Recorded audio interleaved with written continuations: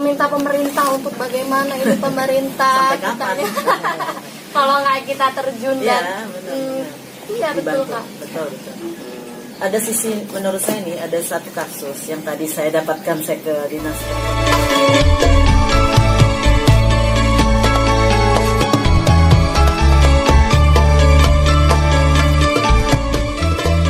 Assalamualaikum warahmatullahi wabarakatuh. Tabi pun ya, selamat siang menjelang sore. Semoga sehat selalu dan diberikan kelancaran dalam menjalankan kegiatan sehari-harinya.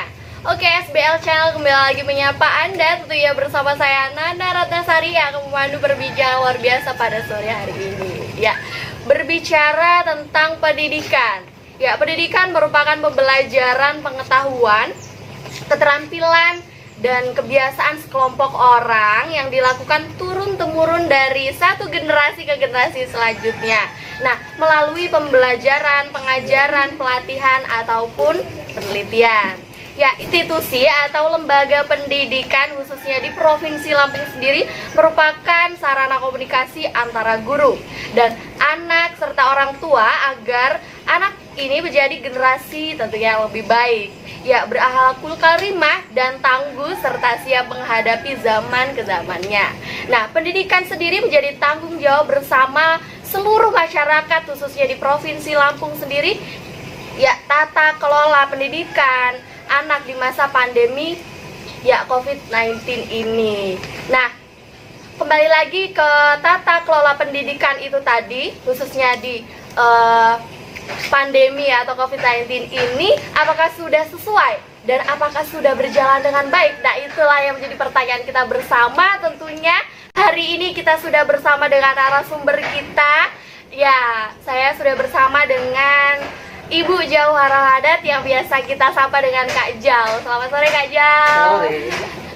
Sehat ya Kak ya? Alhamdulillah sudah menyempatkan waktunya agar bisa menyapa teman-teman SBL di rumah. Ya, beliau ini merupakan anggota DPRD Provinsi Lampung ya, di Komisi 5 yang membidangi tentang pendidikan gitu ya Kak ya. Ya. Dan beliau ini sebelum menjadi anggota DPRD Provinsi Lampung telah melakukan pendampingan terhadap masyarakat khususnya di Provinsi Lampung ya, khususnya tentunya di pendidikan anak. Begitu ya Kak ya? Ya, luar biasa sekali. Kita akan membicarakan bagaimana dan seperti apa pendidikan hari ini khususnya dalam masa pandemi atau COVID-19 ini. Jadi Kak, sebelum kita berbicara mendalam terkait pendidikan di ya keadaan hari ini, mungkin Kakak bisa berbagi nih, sharing dengan rekan-rekan di rumah susah pahitnya, senengnya di hari ini bisa bergabung di menjadi anggota DPRD Provinsi Lampung. Mungkin Ya, bisa sharing bareng. ya. Assalamualaikum warahmatullahi wabarakatuh. Waalaikumsalam warahmatullahi wabarakatuh. Siang menjelang sore ini ya. Ya. Betul. Alhamdulillah akhirnya saya terpilih kemarin pemilu tahun Ya. 2019. Yang pertama memang saya sebagai fraksi PKB, Betul. kepengurusannya sebagai ketua fraksi. Iya. Begitu juga ada tugas lain sebagai ketua Bappeperda, Badan Pembuatan Perda DPRD Provinsi Lampung, dan yang terakhir sebagai anggota Komisi 5. Komisi 5 itu membidangi Kesra sebenarnya. Kesra. Nah, di dalamnya Oh. ada juga kesehatan, kemudian pendidikan. Pendidikan. Dan Kesra. Iya. Nah, mungkin hari ini kita batasi tentang pendidikan, Pendidikan, ya. lingkup pendidikan Oke. itu Iya, aja. iya, iya. Mengenai suka dukanya sebenarnya sih berimbang lah ya, suka dan dukanya. Kenapa saya bilang suka? Suka karena memang kita lebih banyak bisa berinteraksi dengan masyarakat, Betul. pemilih kita. Kita selalu mendengarkan apa yang menjadi keluhan masyarakat, kemudian kita bertanggung jawab untuk menyampaikan aspirasi mereka. Nah, di kala dukanya saya kira memang jadwal padat sekali ya kita ya. Bagaimana kita bisa tepat waktu, kemudian kita bisa membuat jadwal yang begitu banyak dan bisa juga melakukan kan gitu.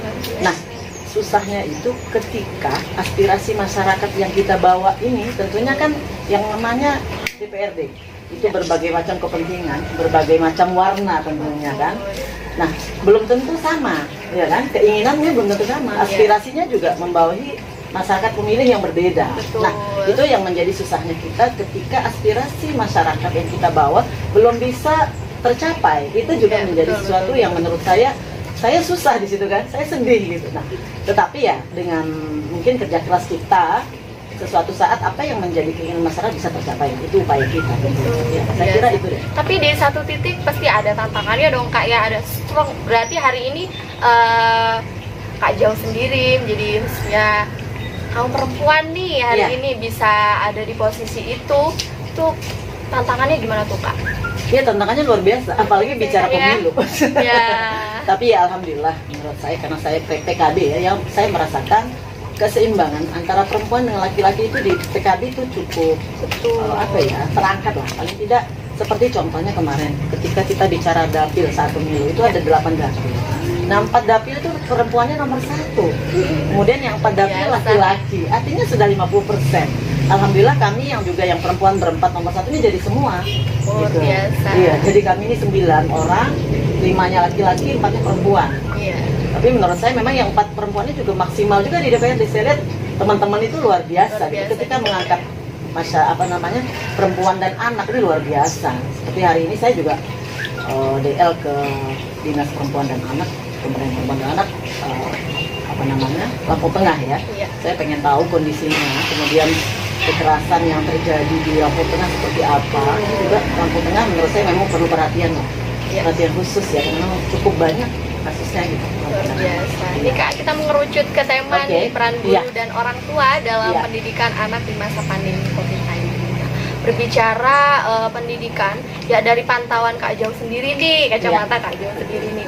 Masalah apa aja sih Kak yang dihadapi guru hari ini, ya orang tua serta anak di masa pandemi ini Kak? Ya, memang sih saya kira kita merasakan semua ya, karena memang pandemi ini sudah mengglobal ke lebih kurang 156 negara yang sudah menjadi pandemi ini luar biasa, dan kita tidak tahu juga kapan berakhir. Kapan berakhirnya? Yang tadinya kita pikir di tahun ajaran baru Juli ini sudah bisa buka, ternyata berjalan. belum bisa. Ini saja kita kasih contoh bahwa Bakau ini tadinya sudah agak longgar ini, tetapi begitu dibuka terjadi lonjakan. Kemarin kita baru RDP juga dengan di rumah sakit ya. Iya. Ternyata kosong 4 hari tadinya. 2 hari terakhir ini melonjak lagi. Nah ini dari orang yang mengadakan perjalanan. Jadi memang sepertinya akan dipercepat lagi. Lampung itu kondisinya sudah mulai baik ya, tetapi dengan kondisi yang kemarin agak kurang ketat ya, sehingga terjadi lagi. Nah sebetulnya sih yang dihadapi oleh kita semua ya memang yang pertama, anak-anak ini kan yang tadinya tidak terbiasa dengan belajar Di rumah. dari jarak jauh online, Iya. biasa dengan tatap muka. Saya kira mereka juga perlu adaptasi dengan kondisi itu, ya kan. Belum lagi mungkin di rumah, saya kira sarana dan prasarannya kurang mendukung ya. Kurang efektif Kurang seperti Kak efektif. ya. Kan perlu Betul. mungkin Iya. didukung dengan sarana prasarana yang baik tentunya kalau itu mau berlangsung dengan baik. Betul. Nah bagaimana dengan laptopnya, bagaimana dengan komputernya, bagaimana dengan handphone yang mungkin harusnya memadai kan gitu. Dan saya kira itu juga jadi masalah. Kemudian guru ya, dari sisi guru, peran guru, saya kira guru juga perlu pengetahuan apalagi di bidang IT, ya kan? Dia harus menyesuaikan juga bagaimana dia menambah ilmunya sehingga dia tidak praktek gitu. Itu yang saya menjadi kendala saya kira ya selain online itu. Apalagi anak mungkin tidak fokus tentunya mereka, ya kan? Betul sekali Kak. Kemudian terjadi kejenuhan, makanya saya katakan kalau lebih dari 1 jam saja seperti Zoom itu kalau tidak berbayar kan 45 menit. Iya. Tapi ketika dia sudah berbayar kan lebih banyak waktunya. Itu anak-anak terjadi kejenuhan ketika guru tidak ada modifikasi dalam proses belajar mengajar. Iya. Semangat belajarnya jadi menurun jadi ya Kak kendor, ya. kan gitu. Betul. Kemudian orang tua, saya kira orang tua juga ada masalah. Di satu sisi dia mungkin ada yang bekerja, ya kan? Betul. Bagaimana pendampingan terhadap Anak di rumah. karena memang mulai dari tingkat SD sampai dengan perguruan tinggi saya kira pernah dampak semua belajar online tentunya, apalagi perguruan tinggi pakai webinar segala kan. Iya betul. Menurut saya dituntut untuk lebih kreatif semua, jadi baik anak-anak, kemudian guru dan orang tua. Saya kira perannya ini harus didukung.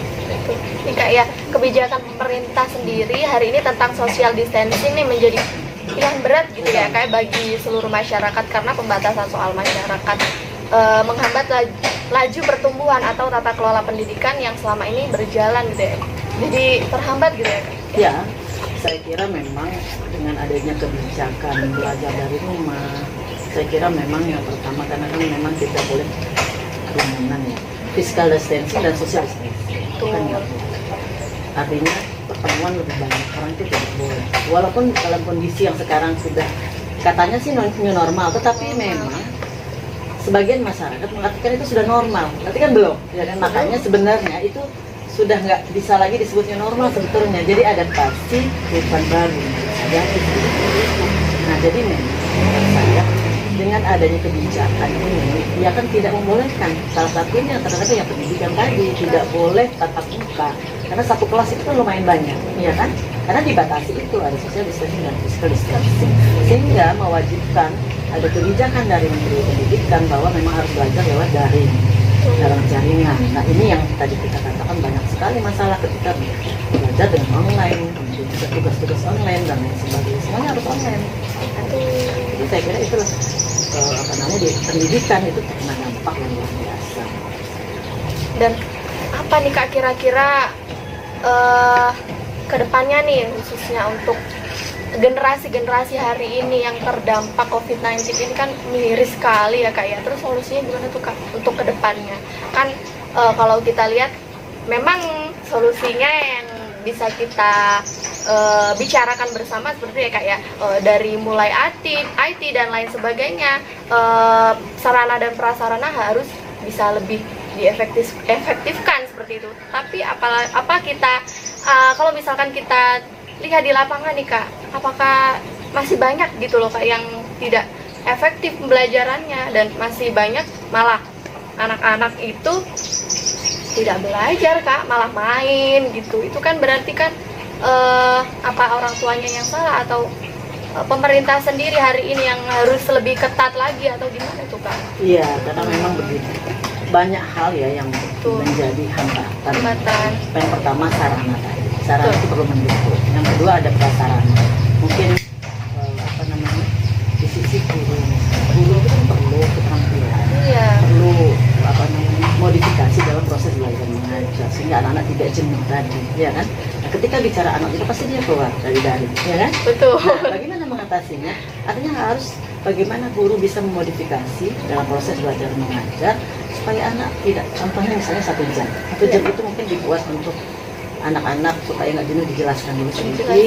Setelah itu mungkin silahkan buat tugas, tetapi tugas mungkin jangan terlalu dipandu, ya kan? Silahkan anak-anak bebas mengerjakan, setelah itu dikumpul tugasnya. Ada saya lihat belajar sampai 2 jam, anak-anak sebelum 1 jam sudah keluar dari daring, ya kan? Karena saya pun menyaksikan anak saya sendiri. Saya selalu memantau itu. Saya punya anak yang sedang belajar nih 3 orang di rumah, ya kan? Jadi saya tahu persis. Kadang-kadang saya juga melihat bagaimana sih kamu belajar seperti apa ini gurunya mengajar seperti itu. Saya pantau. Nah ini tugas orang tua ya. Nah belum tentu juga orang tua ini kan terus terang kita ini kan melihat situasi di Lampung ini kan ada yang di perkotaan, ada yang di pedesaan, ya kan?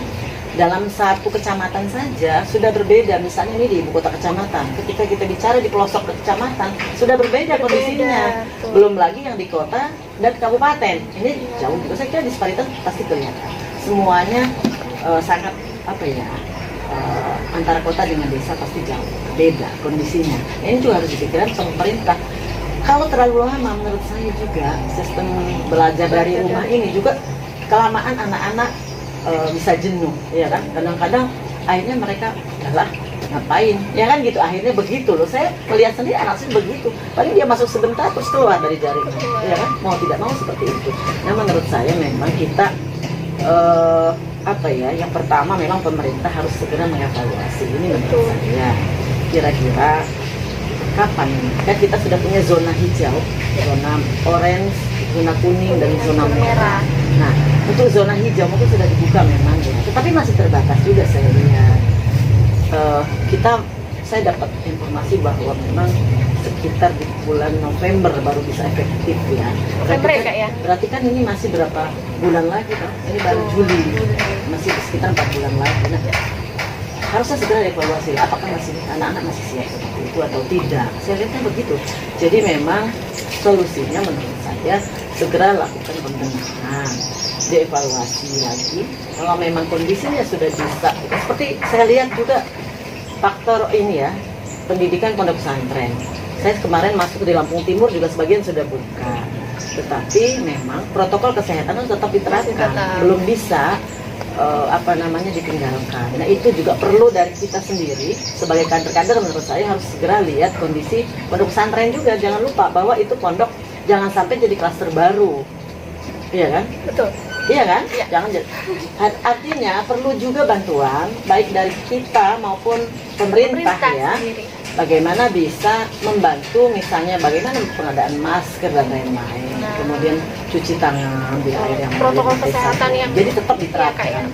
Jadi saya kemarin dengan Ika, alumni Kopri ya, kita keliling di Bandar Lampung, kemudian kemarin sudah di Lampung Timur. Tapi kan Lampung Tengah ini saya mau masuk juga, pengen melihat situasi dan kondisi pondok pesantren. Saya kira itu perlu. Aja, Kak, yang sudah didirikan. Kenapa? Pondok pesantren mana aja yang sudah? Di Bandar Lampung ada 4 pondok pesantren yang sudah kita lihat, seperti Al-Hikmah itu sudah buka, tetapi protokolnya tetap diterapkan. Kemudian kemarin itu Darul Falah sudah kita lihat. Terus satu lagi punya Yai Ihya itu apa ya? Saya lupa. Ihya Ulumuddin, pengasuhnya sudah kita lihat. Kemudian kemarin saya lihat juga di Lampung Timur. Tribakti At-Taqwa kita sudah lihat juga.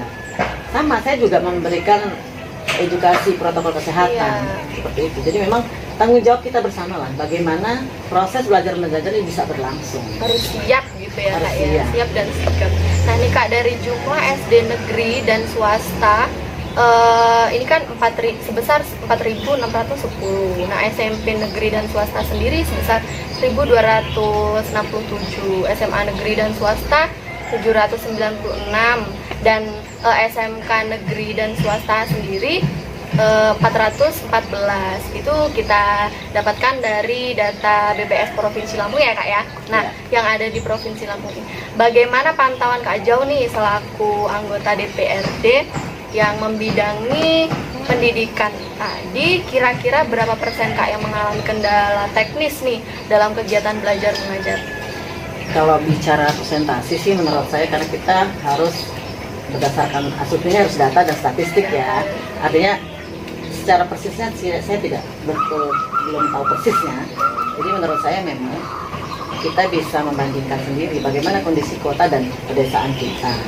Saya kira memang kita melihat kondisinya memang masih banyak terkendala ya kan dalam proses belajar daring ini, karena memang itu tadi sarana dan prasarana yang belum mendukung ya kan, seperti signal misalnya, kemudian kota ya kan, kemudian yang paling menonjol saya kira untuk pembayaran listrik sekarang ini ya kan. Betul. Dengan belajar daring ini listrik jadi melonjak ini, tanggungan listrik kan? Jadi tambah banyak. Betul. Kemudian harus beli kuota lebih banyak kota ya Kak yang jelas ya. Kemudian sarana prasarana ya belum banyak mendukung, tentunya di daerah pedesaan, di pelosok ya. Jadi memang menurut saya memang masih banyak kendala dalam proses belajar mengajar lewat daring ini. Jadi makanya saya katakan tadi, tetapi menurut saya kita harus sepakat memang masih banyak kendala di daerah pelosok dan kota. Nah mungkin di satu sisi di daerah perkotaan oke, nggak ada masalah, tapi di satu sisi di daerah pelosok masih kendala. Gimana Kak ya? Tersentuh atau tidak tuh dengan pemerintah dan lain sebagainya. Saya kira kalau semuanya dalam kondisi yang serba cepat ini, pandemi ini, kalau semuanya harus diatasi, artinya semuanya perlu adaptasi menurut saya, nggak bisa secepat itu, iya kan? Makanya menurut saya kita sepakat memang betul masih banyak kendalanya, iya kan? Sangat banyak. Dari sisi posisi letak geografis, kota dan desa masih banyak kendalanya. Saya katakan tadi secara persentase belum bisa persis mengatakan berapa persen ya. Perlu data real gitu. Iya, betul. Nah, masih di SBL Suara Bumi Lampung.